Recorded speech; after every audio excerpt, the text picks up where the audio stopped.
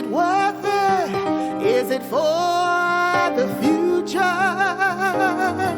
The family. I want more. I want freedom. I'm purpose driven for equality. You're gonna know my name. I'm still the same. Ain't nothing changed. You're gonna know I am good. Respect me and my legacy. And I wish you would Google me, read my story. You're gonna know my name. Is it for the future? The family. I want more. I want freedom. Welcome to the Face Behind the Brand, episode 123.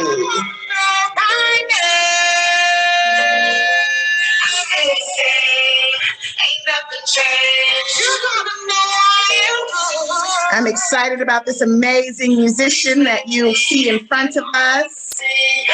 Incredible, talented. Google me, read my story.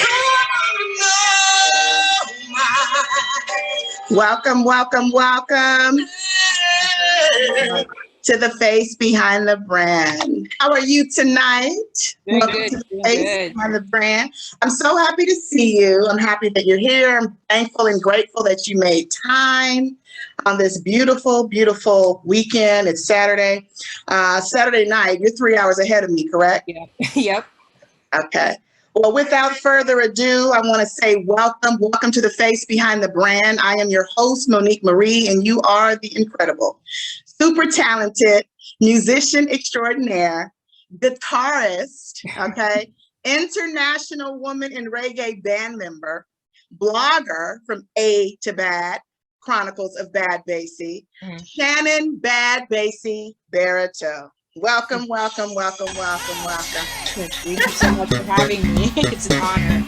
It's an honor for me. So I'm going to play a little bit of your sound and let you come on in to this amazing night. And let our guests, of course, hear you who are hearing you for the first time. This is, of course, our amazing sound from our guest here, bass player, musician, guitarist. And we'll get into it in a minute, what else she does. Such a vibe.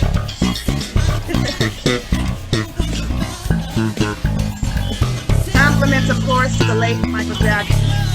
She played this amazing bass. His jam, another part of me. Thank you for this.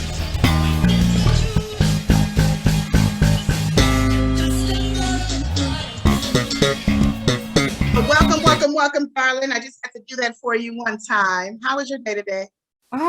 Pretty productive, pretty productive. Yeah. Just came from rehearsal. It was a great rehearsal, it's good. So where are you from? So I'm from Queens, New York. Okay. Born in Brooklyn, but raised in Queens. Okay. And I've been here ever since. Well, I just want to say again, I discovered you obviously off the gram, very excited to come across your amazing sound. And I want to just jump right into it because we have obviously a lot to cover. You are a guitar player, a bass player, Bad BASSI, as we know. When I discovered your sound, you were playing, of course, with an incredible group. You are a part of a band. You are a part of a collective, so to speak. International Women in Reggae. You joined them in 2019. Talk about it. All right. So this was such a full circle moment for me because I actually did not meet one of the band members in 2019. I actually first met them in 2017. Wow. So during that time, I was still in college and I went to the music store because I was actually picking up a new bass, I think, during that time. And I was just playing around in the music store and the guitar player, Andrea Green, came up to me and said, hey, like, you play pretty good. We're actually looking for a bass player. And she said, you know, we play reggae. And I'm like, oh, that's cool. I never thought much about it. Yeah. Until 2 years later, where Ariane Wintz, the band leader and the drummer for International Women in Reggae, she found me online and, you know, said, oh, the guitar player knows who you are. And lo and behold, it was Andrea. So, you know, that's how I ended up joining the band, was just, you know, this whole idea of just discovery. It was just me just putting myself out there and these opportunities coming to me. And it's been an incredible journey ever since. Well, shout out to the band, shout out to the women, shout out to International Women in Reggae. I think it's incredible. You know, I know some folks here. I'm from Cali, as you know, and I know some folks in Berkeley. And, you know, not everyone, of course, understands the whole vibe and can jump right into reggae. So I compliment, obviously, you just being a bona fide musician and just having the energy to be able to, you know, connect. And I guess that I would say, honestly, divine connection was what transpired there. Talk about some of the influences though, because you obviously, you know, like we know you know R&B, I know you know jazz and blues. So growing up in the house, who is the musician who played music? I mean, where does this gift come from? Oh man, so in the beginning, I thought I was the only person who was musically inclined. In my family, I mean, one of my brothers, he played piano for a little bit, and you know, my sister, she used to sing, but I didn't realize how deep the music was in my blood, because on my father's side, there's a lot of musicians. One of them is like a jazz musician, a jazz guitarist who toured the world. And on my mother's side, I come from a family of bass players. Their side is full of bass players. My great uncle, Uncle Albert, he was known as Stonewall in Grenada, which is where both of my parents came from. And he was known as a phenomenal bass player. He always wanted to teach me, but unfortunately he passed away. So it was just really inspiring to me. It's like, I'm kind of carrying the torch. And I remember when he passed away that I was going to continue the music no matter what, because, you know, I felt that, you know, he wanted to teach me so badly. And, you know, I felt like it was like an honor to my ancestors to continue this gift that I have. I felt like it would be disrespectful to let this gift go to waste. So that's why, you know, I continued, because I felt like it was something to honor my people. Absolutely. Well, you chose, of course, the guitar, the bass guitar. So of course I have to ask you, what drew you to this amazing instrument?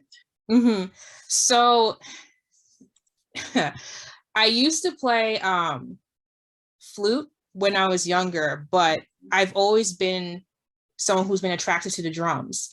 But in middle school, I wasn't allowed to play the drums because I was a girl. So they thought, well, because you're a girl, you have to play the flute. Like that's more of a feminine instrument. And you know, I really get a little bit frustrated because it's just an instrument. You know, you have this expression within yourself, and it doesn't matter if it's a violin or whatever, or bass or drums. It's just an extension of you. And I don't think an instrument should be a deterrent of that. But I wanted to play drums initially, but I ended up playing flute for a little bit. But I remember I was on YouTube and I heard this bass cover of Michael Jackson. It was an old video, and I was just like, what is that sound? And then I just saw bass, and it just, you know, blew my mind. It was like, oh my God, like, I think this is what I want to play. And so I told my dad, like, I want a bass guitar for Christmas. And and in Christmas of 2009, I got my first bass guitar. And, you know, that's been a journey ever since, you know. Ever since. Yeah. Well, shout out to Dad. Yeah. You know, for recognizing, obviously, his amazing princess daughter, queen, of course, in the making, you know, when, of course, the desire is there for you. So, of course, this is not a cheap instrument. No. No. So just to say, you know, that you wanted a bass guitar, my God. So shout out to Pop, shout out to your mom as well. Teachers, I always talk about influencers when it comes to teachers too. And I know just going back into your searching and background, Chris Gamboro Vega comes to Yes. mind. Yeah. Talk to me about Chris. Oh man. Like our relationship became mentor and student to friends and contemporaries. And you know, it's truly a blessing to have someone like Chris who's been on your side, who really nurtured you to reach your highest potential as a musician. And one thing about him that I can always say is that he was never afraid to push me. That is something that is so important to have in a teacher, someone who pushes your boundaries, you know, and because of that, I can say that I'm someone who's not afraid to push the boundaries, because having that type of discipline, and he is somebody who's very direct in a good way, right? He'll tell you, hey, you know, this isn't correct. This is the right way to do it. This is, you need to learn how to read, because reading music will give you more opportunities, you know, use your ears. You know, he was such a good role model for me. And as someone who is also a veteran in the industry, it's also important to have someone who has, you know, insight that I may not have. Absolutely. You know? And, you know, it's so important to have a village around you. I've been incredibly blessed to have, you know, a mentor like Chris in my life, and he's been there for over 10 years. It's just, he met me when I was 15 years old, and we're still in contact to this day, you know, and we still support each other no matter what. So I don't take those things for granted at all. You know, shout out to Chris, you know, he's been such a big influence in my life. Absolutely. Well, you know, I had to, you know, go deep and find out who you are, girl. So I got a lot coming.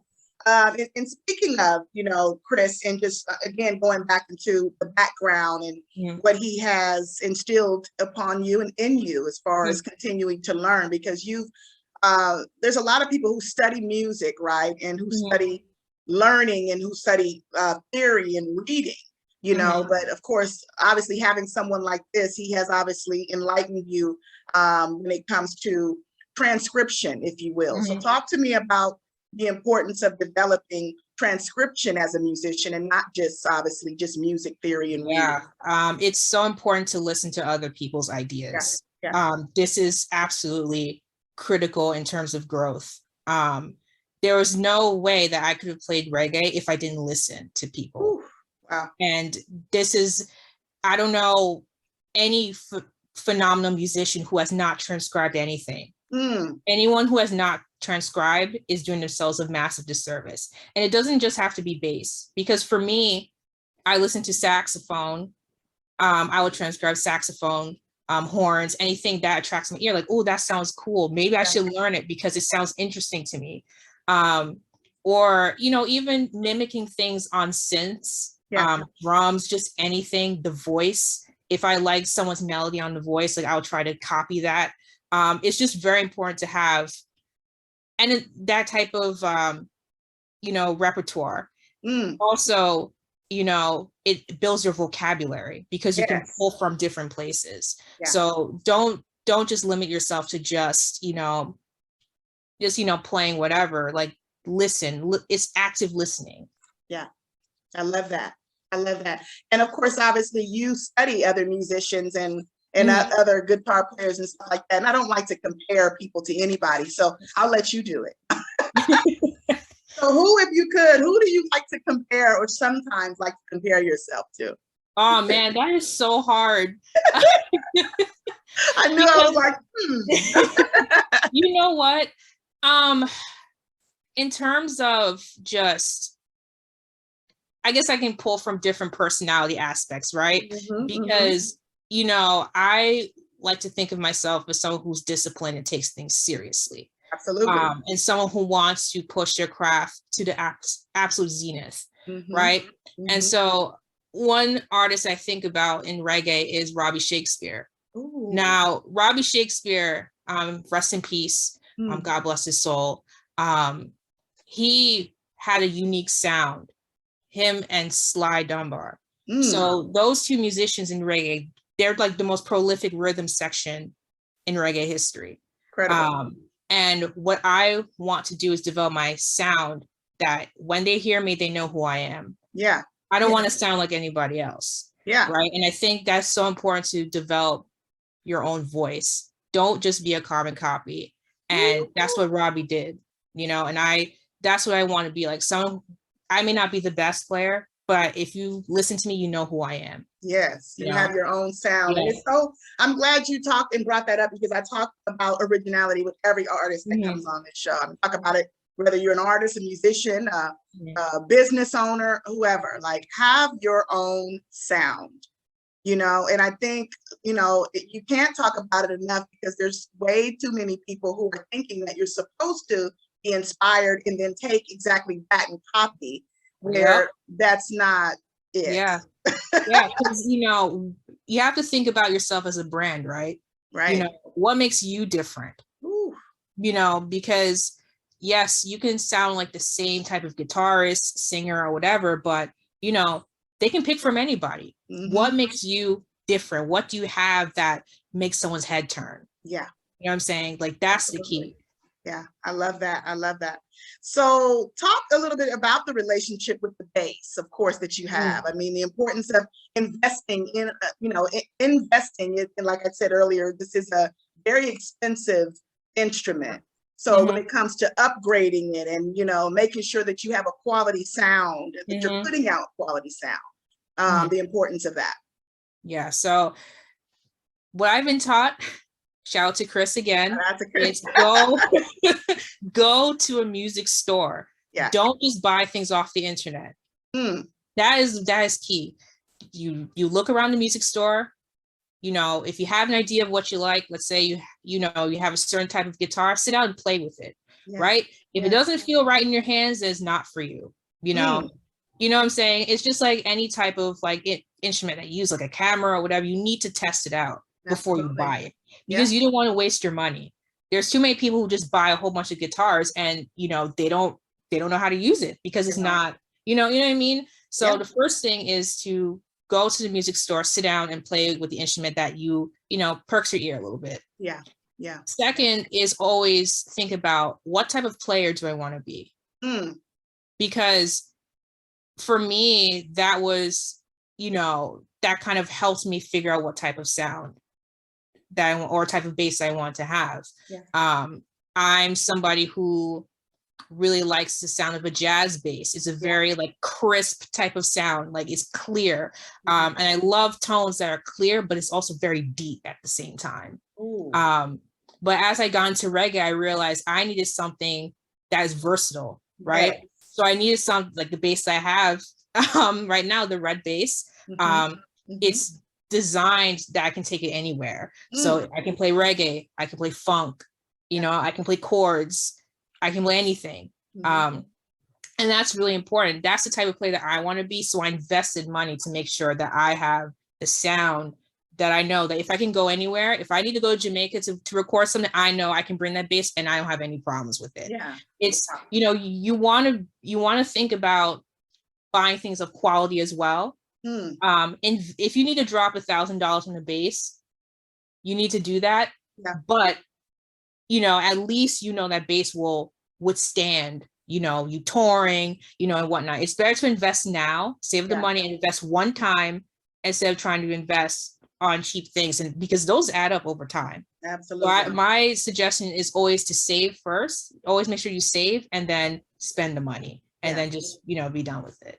Absolutely. And one of them we're talking about, is it Steinberger? Yep, Steinberger, yeah. How do I know so much? No. you know from you. Yeah, and honestly, to be honest, I did have some problems with this bass, which I wrote a blog about it.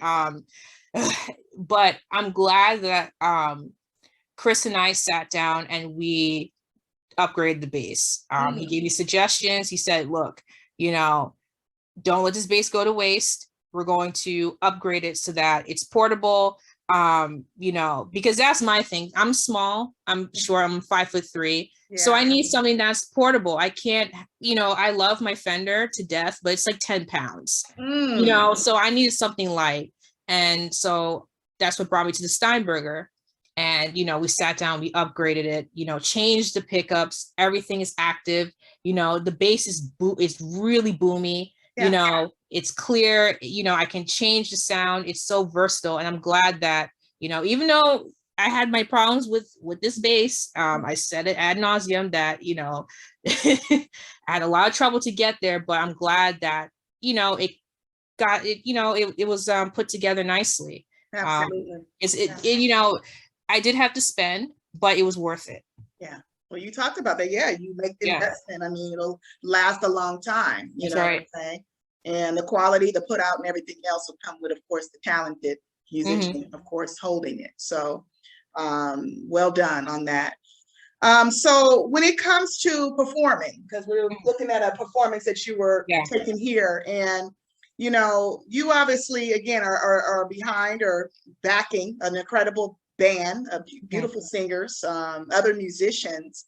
When you go to another performing artist at show, or when you're at another, obviously just watching bands, another concert, what is it that BASSI is listening for? Because obviously you are an artist, so you're being taught when you're at someone else's event. What is it that you're paying attention to? So first is usually cohesiveness. How cohesive is the band? Are you guys communicating musically? Wow. You know, how are you transitioning from each song? How does the song make me feel? You know, because, you know, you can play all the right notes, but if it's off, like you can tell when someone hasn't practiced. It shows all the time on stage, you know, and you can, it's so easy, it's almost, you know, crazy how you can just tell when someone has not practiced enough. And, you know, it kind of puts the other members of the band in the tailspin because it's like you're throwing them off. You know, so I listen to how this music is making me feel, how cohesive everything is, the sound, like, is everything melting together? Is it making a statement? You know what I mean? It's just, you know, the cohesiveness is such a weighted word because there's so many different mechanics behind it. You know what I mean? Yeah. Interesting. We'll talk about some of those mechanics because I mean, you know, people talk about their left hand techniques, right hand techniques. Well, are you left-handed or right-handed? Well, I'm a lefty. Okay, so talk about some of those techniques that obviously one looking from a, you know, audience would not know, and why is it important? Okay, so muting is very important on string instruments, especially bass. You have to know how to mute because if you have strings ringing, you know, it can be confusing. One, you can't hear yourself, right, when you're playing. And two, you know, it may confuse other members of the band. Like, are you playing the wrong note? It's important to have good technique on any instrument. So muting is one of those techniques. You can mute with your left hand. You can mute with your right hand when you're like plucking the strings. I prefer to use both left and right-handed technique. That way I cannot have my strings, you know, vibrate. Sometimes, you know, based on the feedback, you'll hear it because, you know, the bass has thick strings. So, you know, sometimes you may miss that, but muting, even slapping, like there's different like techniques that you can use, but you have to know how to use them. You know, you can't really use slap in reggae. Like maybe you could, but typically that's not the style that you would use. Or, you know, reggae is known to be like a very feeling type of music where the bass is the center of everything. And so you have to be mindful of your tone. You know, you can't be playing like light. You have to play, you know, deep. You have to think about how you're sounding. You know, you have to turn up the bass. You can't have treble on it. You know, there's so many things that you have to be aware of when you're playing an instrument, even like with the voice, you know, vibrato and all that kind of stuff, like how you're using it, you know, pitch, everything. But in terms of bass, muting and your tone is absolutely critical. Wow. Gosh, I just learned so much. I mean, just in that matter of minutes. That's crazy. So what other instruments, I mean, do you play any other instruments? I guess I should ask first. You know, I wish. I'm trying to learn how to play keyboards. So that is a new undertaking of mine. I think keyboards, well, actually, everyone has encouraged me to play keys because keyboard, you can get the melody and the bass at the same time. And it's also important to know how to read treble clef and bass clef. Okay. And and also with harmonies, with keys, like keyboards has such an advantage, what I mean? Like you can have harmonies, you can play bass, you can play melody, rhythm, just a lot of things that you can do. And it also helps you with songwriting as well. Absolutely. Absolutely. Well, this is during that time, as I mentioned during the show, where I do wordplay with my amazing guest, and obviously going into your incredible talent background. I've discovered more about you than, just in a matter of weeks, than obviously I knew. So I'm very thankful, but there are some things that I picked up about you, and those words I like to share through obviously discovery and wordplay. So no wrong or right answer. Basically, I shout out a word. You tell me what's the first thing, the first thought that comes to mind. Are you ready? Yep. Desire. Passion. Ooh. Yeah. Elaborate on that. Yeah. To want something, you have to be passionate about it. If you want to be the best at something, you have to be passionate about what you do. So if you want to be the best at your craft, you need to put passion into it. You have to put passion into everything that you want to become great at. Woo. Nobody who's become great had no passion. Absolutely. I love that. Man, honey, listen. Well, that leads me to the next one. Commitment. Commitment. Dedication. Yes. Dedication. You have to be dedicated to your craft. Like, there's no way. I mean, people who have not been dedicated to their craft usually don't make it very far. And that's not to say that certain things won't come effortlessly to some people, but sooner or later you will hit that wall where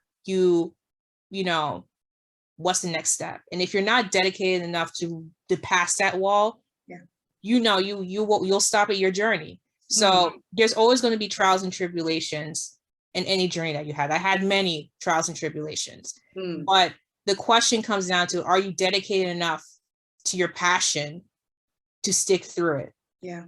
Yeah. Well, of course, you seem to be adding the words before they come. So I'll change the word. You just said one of them when you said that. So I'll change it. I'll say it's two words. We'll call it something more of what we're talking about. The process. The process. Process. Yeah, that's, of course, we all know about the process. Ooh, I'm thinking about journey. Okay.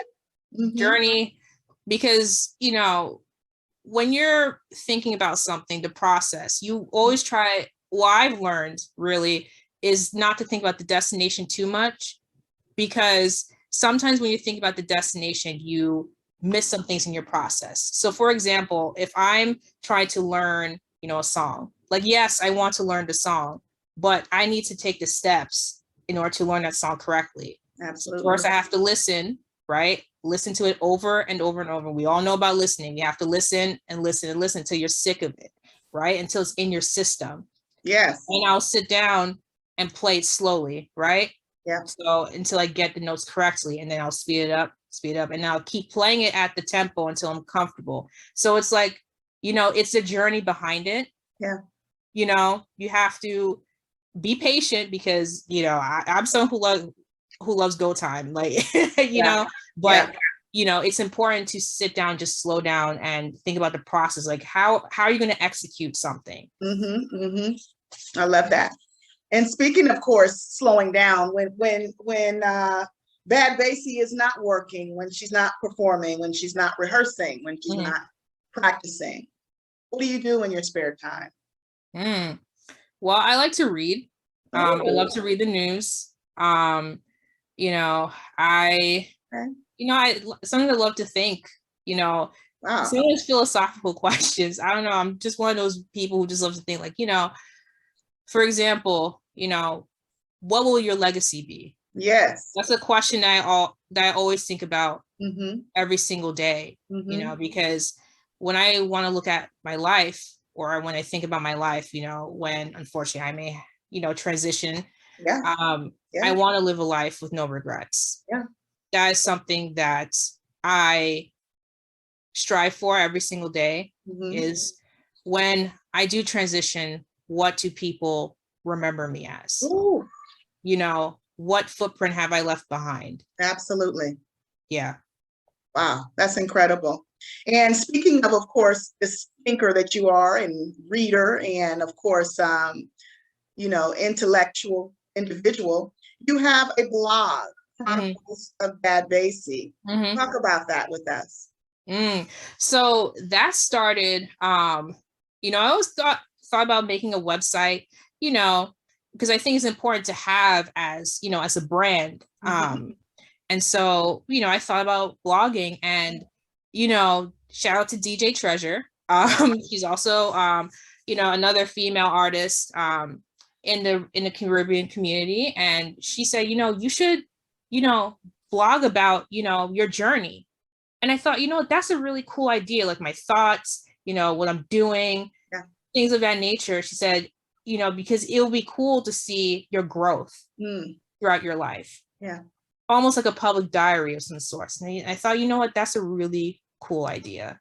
Yeah. And so I took it and, you know, that's how it started. Yeah. Well, a lot of it transpired. And of course, a lot of the, you know, things that you were writing mainly happened during the pandemic. Am I right? 2019, yes. 2020, 2020, 2021. So what would you say you've learned from the pandemic? I mean, we've all learned something. We're still learning. Well, you know, it's so important to relax. Yeah. Like, I feel like this whole pandemic just shifted priorities for me. And which is why I've become someone who's more, you know, thoughtful about my legacy and what I'm going to leave behind, because you never know, you know, life can be so short, you know, and I don't want to, you know, transition regretting anything, regretting my life and, you know, not saying I love you to somebody who, you know, who I care about or, you know, going to bed angry at somebody. Yeah. You know, it's just, this whole pandemic has just shifted my whole perspective on life. Being more open, being more thankful for things, being open to receive things, being willing to share, being a part of a community, you know? Yeah, I love that. I love that. Well, talk to me about making just decisions, obviously, as a guitarist and, you know, being a part of this amazing collective. What role do you play when it comes to choosing, you know, what's going to be played next, what's going to be played at all? You guys did a big concert last year, November 2021. What parts also do you contribute to besides this amazing bass player with the collective band? So, you know, the good thing about being in, you know, my band I'm a part of is that we all have an opinion. We all have something to say. And that's the fun part. You know, I'm somebody who, you know, like I would like to listen and, you know, say, hey, I think I should play this because I think this sounds better. And usually, you know, Ari, our band leader, she'll, you know, allow me to experiment with that. It's just good for me as someone who is the youngest member of the band, where someone allows you to just make those decisions or at least contribute to those decisions, you know, or sometimes I will arrange a bass line differently to a song. So there was a song, a jazz standard that we did. We kind of took it from inspiration for Amy Winehouse called Our Day Will Come. Oh, love Amy Winehouse. And yeah, rest in peace, Amy Winehouse. Yeah, yeah. And I actually reconstructed the entire bass line. Oh my God.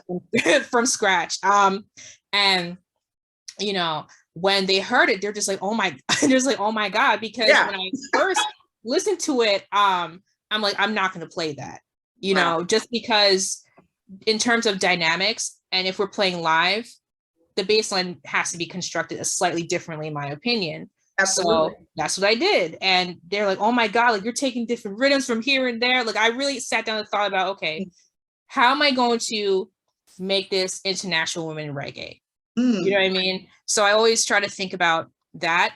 And I think that helps because I was part of the band, you know, because it taught me to think more critically and to listen to not just myself, but to other people. And how do I mesh with other people? You know, like it's the whole cohesiveness I'm talking about. How can I make myself more cohesive?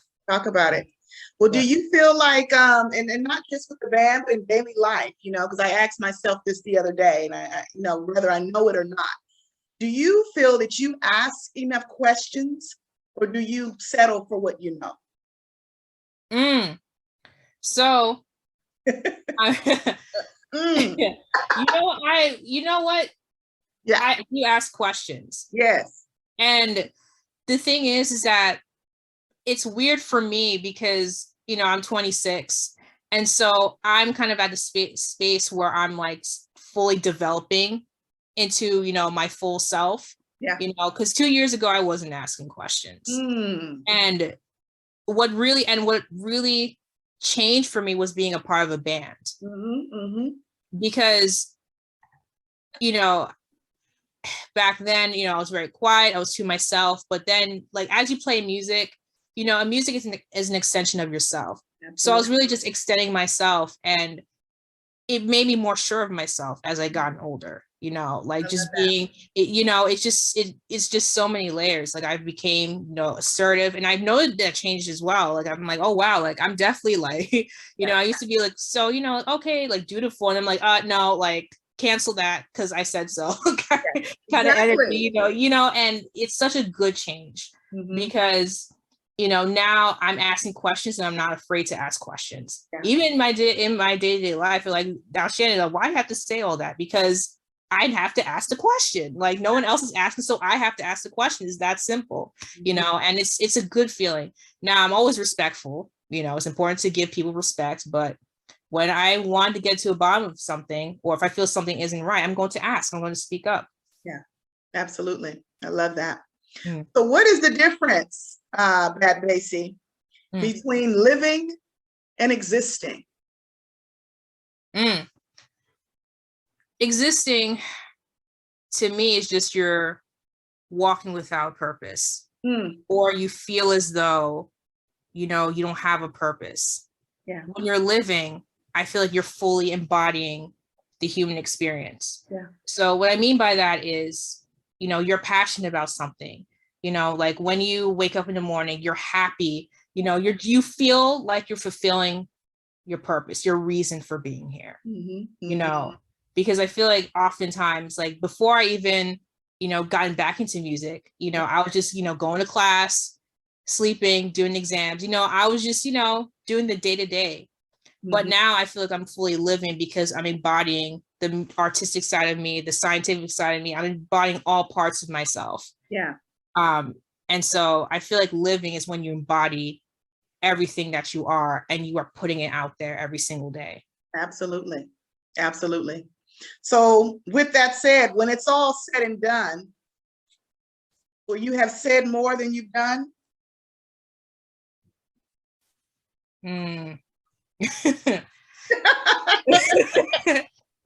Oh man. Oh, when it's all said and done. Well, you have said more than you've done. It's too early to tell for me. Since I'm so young. You're so young. You know, because, you know, maybe when I get older, I'll probably have a better answer, because right now I'm kind of so wide-eyed and like I'm just taking everything in. Yeah. I would hope that I've done what I've said. Talk about it. Yeah. You know, I hope that I actually talk, you know, walk the walk and not talk the talk. You know, okay, give it back then. Okay, you know, I hold myself to that same standard. Like I don't want to be someone who just preaches and I do nothing about it. I mean, like I don't want to be that person. So to my future self, make sure you back up what I just said right now. You know, make sure you back what I just said, because, you know, I don't want to be looking back and saying like, well, you know, you said all these good things, but like, what are you doing right now? You know, so I'm going to challenge my future self, you know, to make sure that whatever you do, that whatever you just said now, whatever you believe in, that you continue to believe in it. I love that. You know? Yeah, wonderful. You're amazing. Oh, thank you so much. You are incredible. I mean, so wise at such a young age. So yes, and I can definitely, I can predict and confirm, I definitely know you will definitely have done more. I mean, based on what you've done so far, this far up to 26, I mean, Jesus Christ. And again, just such a massive talent. So we know that you have all this talent. I know that you're an intellect. I know that, you know, you have these strengths. So tell me a weakness. Ooh, so I can be a little a perfectionist. Now, you know, I have to realize that not everyone has the same work ethic that I do. Okay. And that kind of annoys me a little bit because I demand excellence in myself, so I demand excellence in everybody else. Wow. Yeah. But the reality is that it does not work that way in the industry. You're going to meet people who have different work ethic than you, who have a different style of working than you, and it takes, you know, a bit more flexibility, you know, on my part, you know. But I don't want, at the same time, I don't want to lose that sense of drive because you don't want to just mix with anybody, you know, yeah, because, you know, I think as we've both been in the industry, we've, you know, probably have met people who, you know, we realize, you know, this won't necessarily work out in the long run. Yeah. You know, I'm learning to definitely be more flexible and not be super demanding, you know, because I'm someone who likes to do things correctly. You know, and, you know, I definitely been told like, hey, you know, and not everyone's going to be like you. So, you know, you have to be a bit more open-minded, but at the same time, I'm always somebody who, you know, make sure that I have a sense of, okay, this is my standard. Now that doesn't mean I'm going to, you know, I'm learning not to go, you know, overdrive on that, you know, like not everyone's going to be like you, Shannon. So, you know, that's just the reality of things. But at the same time, make sure that if you have a standard, if you're someone who expects people to be on time for rehearsal, that needs to be maintained. You know, so it's definitely learning the difference between keeping a standard and not being too much of a perfectionist on things that don't need to be, you know, focused on too much. You know, so it's kind of like for me, it's like getting a balance with those things. Absolutely. Yeah. Well, you know, character comes to mind. I think, you know, a producer he's an amazing producer, very, very, very phenomenal, actually known. Cato, the producer, and I think he said it was so simple. He was just like, you know, and I'm only repeating it and paraphrasing it because you just brought up something that was definitely right on point when it comes to working with others, because you're going to continue to meet so many people. I'm going to continue to meet so many people, obviously, in this industry and daily and whatever we do. But yeah, you can't allow, even if a person is slower or more lackadaisy, I should use the word, or you don't find my, you know, practice or, you know, of what I'm doing more important than what you're doing, you know. So some people they'll try to distract you or they can slow you down. It's just a matter, I think, of making sure that that's what it is, because energy is real big. You know, I'm big on energy. I know you talked about that. You're big on energy too. And people kind of throw that around and say it, but like, no, we'll talk, like, shit is serious. Yeah. And I say it a lot only because I feel it a lot. And if I don't feel a good vibe, I don't feel a good vibe. I'm not going to sit here and pretend. I'm not going to say, well, let's work together anyway. And I think Cato, producer, said it. He's like, if a person, and he said it, he said, I won't work with a person who has a shitty character. Yeah. You know, this is a huge known artist. He's worked with everybody. You can probably imagine. He's very humble, but he said, I don't care who you are. You can be at the top of your game. You can be signed. You can have a blue check on a red check, green check. He said, I will not work with you if you have a shitty character. And I think some of us need to really, like, you know, come to this space and place of realizing it doesn't matter who you are. Yeah. You know, because if your character is flawed, like, and you do shitty things and think it's okay, but you go off checking the shitty checklist, you know, nobody is going, like, I won't do it. Like, I've come across a lot of people who can definitely probably help me in growth and get me where I'm trying to go, but I refuse to, like, I don't even want your name associated with my name. Oh yeah. Good news travels fast, bad news travels faster, in the words of my teacher, Chris. You know, it's so important to have that mentality in the back of your head that this is a small industry, much smaller than we think it is. Very. Right? So people definitely do talk about you. you know, and sometimes I'm just like, how do you know who I am? Because people talk about me, you know, and my manager actually told me, people know who you are. I'm like, what are you talking about? Like, that's not true. That can't possibly be true. And it's like, no, people do know who you are, because they say like you're not a flashy player on stage, but they know your sound. Like, you have a very unique sound. I'm like, I didn't know this. Like, who is telling you this? You know what I'm saying? Yeah. But it goes to show you that you don't know who's talking about you, don't know who's watching you. Yeah. And if you have a certain, certain values, it's important to have that in your brand and not to deviate from that. Now, it's important to keep an open mind in terms of growth and expansion. But if you have certain characters, like I know that, you're a woman of faith, you're a praying woman, it's important to not deviate from those things. Thank you. It's really, and I'm just saying this just in general. Yeah. It's important to not deviate from your core values. Ooh. In this industry. Yeah, no, it's not. I'm telling you, it's not worth it. I love that. Yeah. Yeah. Wow. My cousin, one of my cousins says it a lot too. And she's like, no matter what, because some people they won't talk about their faith. They won't talk, they're scared and afraid that the culture won't accept or receive them. If they talk too much about even God. It's like, well, God is the one that got me here. Yeah, right. I may not be, I'm not categorized as a gospel singer only, but I do sing gospel too. Right. But it's like, I will not, like you said, deviate. I mean, I love that. No, I love that. No, and I support you 100%. I do, and I think it's important to have that faith. Yeah. A lot of members in International Women Reggae, we're also praying people. Oh, I love it. And we pray before shows. Yes. Pray after shows. It's something that's ingrained in us, and it helps us keep the faith when things get tough. It keeps us united. Yeah. And so that's something that will never change about us, because that is part of who we are. That is part of our very fabric in our band. Yeah. And anyone who attacks that and tries to question that is not part of the circle. I mean, it is what it is. You know what I mean? There's just certain things that I will not deviate from. Like, you will not see me, in heels and stockings and fishnet and a short skirt. That's not.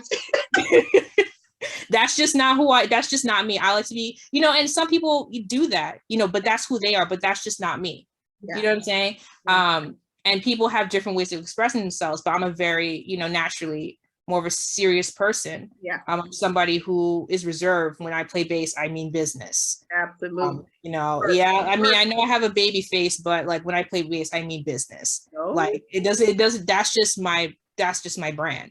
Yeah. Serious business is what you get with me. Yeah. Well, I love that about you. And like I said, that's why I was like, I gotta interview her. I will interview her. I'm going to reach her and make sure that we get this done. But yeah, I love that. And it shows, it gives the volume of, people don't realize, not even about music, but you can feel a vibe. And talking about your stage presence and your band, and speaking of this beautiful band and these amazing ladies. Speaking of just seeing it and the glow and everything else, and of course hearing it, you can feel, of course, everything that you're talking about. So, what would you say? What makes us all? What do we have in common, aside, from genes, that makes us all human? Ooh. Deep question.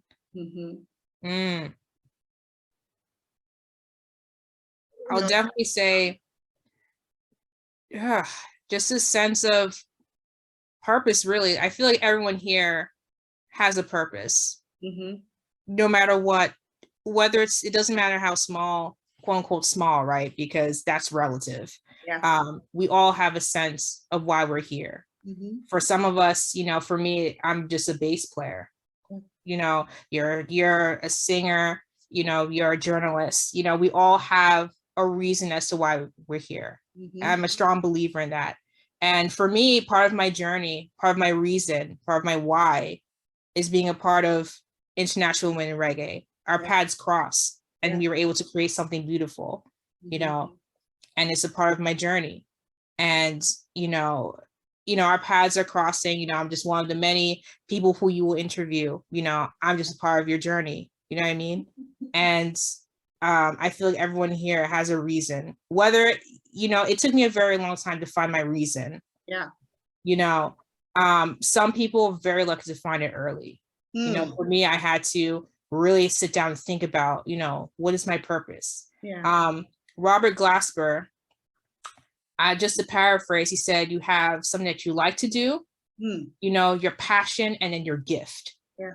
And, you know, I realized that my gift was in music, you know, and a lot of people said it, but I'm like, yeah, no, like, you know, like, and I'm not good enough, I guess. But music is really my gift because it has landed me opportunities that I thought were never possible. Because, you know, I decided to post myself playing bass one day because I was tired of work. Yeah. You know, so I think every human, even, you know, even though we may be different, yeah, we all have a reason. We all have a why. It just takes, for some of us, it takes a time to figure that out. Absolutely. I love that. And I love that you're doing what you're doing. So in closing, I want you to keep doing what you do. You know, don't ever stop. I know it's easier said than done. You know, continue obviously to include God in your business, in your music, in your relationships, and your connections. And of course, the sky's the limit. You know, at 26 years old, and you just reminded me, I remember when I was 26, I'm like, woo, Jesus. I had a t-shirt that literally said, I'm 26 on it. I can remember. I don't know where that t-shirt went, but that goes to show how fast time flies. You know what I'm saying? When you're doing, sometimes when you're doing nothing, but how fast time flies in general. You know what I'm saying? So take us out and tell everyone where we can find, of course, you, aside from Instagram. I know you have a YouTube channel. Tell us, of course, about, of course, the website with the blog, anywhere that we can find you on social media. Sure. So you can find me on Facebook, Shannon Barriteau, Bad BASSI. So I have, you know, my business page up there. I also can be found on Twitter. My Twitter handle is Bad BASSI. And you can also find me on my website, which is badbassi.com. And yeah, I'm pretty active. You can always say hi. You know, I don't bite. No. Everything is Bad BASSI across the board. Yes. So what's next, Bad BASSI? So there's some projects that I have to keep under wraps for now. But I will say, just keep your eyes open for the summer because we are going to be very active. Yeah. I'm excited. I will be watching. I'll be paying attention. And I thank you again so much, again, for giving me this opportunity, you know, to interview you. You know, it's Saturday night. I'm sure you could be doing so many other things. But again, I appreciate you taking the time. So thank you so much. And for everyone who is watching, of course, you have just watched an incredible interview with an amazing musician. Excuse me, I should say, let me break it down. Shannon, Bad BASSI, Barriteau. Okay, I always want to say Bad BASSI. I want to say your full name. Okay, and this is episode 123. And you are watching, of course, here on the Face Behind the Brand YouTube channel.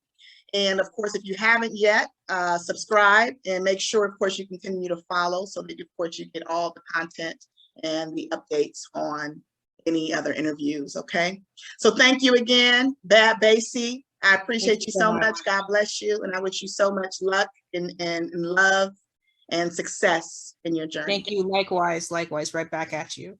Peace.